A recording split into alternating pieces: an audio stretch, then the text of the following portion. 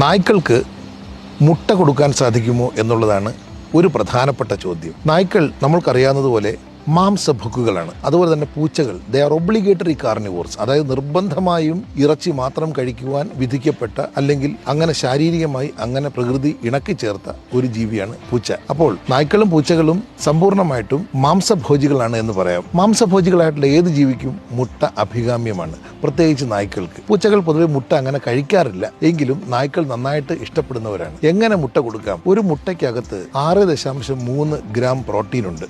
നായ്ക്കളുടെയും പൂച്ചകളുടെയും ഒക്കെ ആഹാരം ക്രമീകരിക്കുന്നത് എത്ര ശതമാനം അല്ലെങ്കിൽ എത്ര മില്ലിഗ്രാം അല്ലെങ്കിൽ എത്ര ഗ്രാം പ്രോട്ടീൻ അതിനാവശ്യമുണ്ട് എന്ന് കണക്കാക്കിയിട്ടാണ്. അങ്ങനെ കണക്കാക്കുമ്പോൾ ഒരു 30 കിലോ ഉള്ള ഒരു നായ്ക്ക് ഒരു മുട്ടയ്ക്കകത്ത് 6.3 ഗ്രാം പ്രോട്ടീൻ ഉണ്ടെന്നുണ്ടെങ്കിൽ എത്ര മുട്ടകൾ കൊടുക്കാൻ സാധിക്കും എന്നുള്ളതിനെ പറ്റി വ്യക്തമായ ഒരു കണക്ക് നമുക്ക് എടുക്കുവാൻ സാധിക്കും. മുട്ട എങ്ങനെ കൊടുക്കാം? പുഴുങ്ങി കൊടുക്കാം, സ്ക്രാമ്പിൾഡ് എഗ് കൊടുക്കാം, മുട്ട ഓംലെറ്റ് ആക്കി കൊടുക്കാം, അല്ലെങ്കിൽ പച്ചമുട്ട കൊടുക്കാം, വാട്ടിയും കൊടുക്കാം. പച്ചമുട്ട കൊടുക്കുന്നതിനെ പറ്റി ബയോട്ടിൻ ഡെഫിഷ്യൻസി ആയിട്ട് ബന്ധപ്പെടുത്തിയിട്ട് പല പല കഥകളുണ്ട്. ശാസ്ത്രീയമായിട്ട് ശരിയാണ്. പക്ഷേ എൻ്റെ ഇത്രയും വർഷത്തെ സർവീസിനിടയ്ക്ക് പച്ചമുട്ട കൊടുത്തിട്ട് ഒരു നായ്ക്ക് പോലും ബയോട്ടിൻ ഡെഫിഷ്യൻസി ഉണ്ടായതായിട്ട് കണ്ടിട്ടില്ല. എങ്കിൽ തന്നെ നമ്മൾക്ക് പച്ചമുട്ട കൊടുക്കുമ്പോൾ മുട്ടയ്ക്കുള്ളിൽ നിന്നും പകരുന്ന സാൽമോണലോസിസ് എന്ന അസുഖം ഉണ്ടാക്കാനുള്ള സാധ്യത പുസ്തകങ്ങളിൽ പറയുന്നുണ്ട്.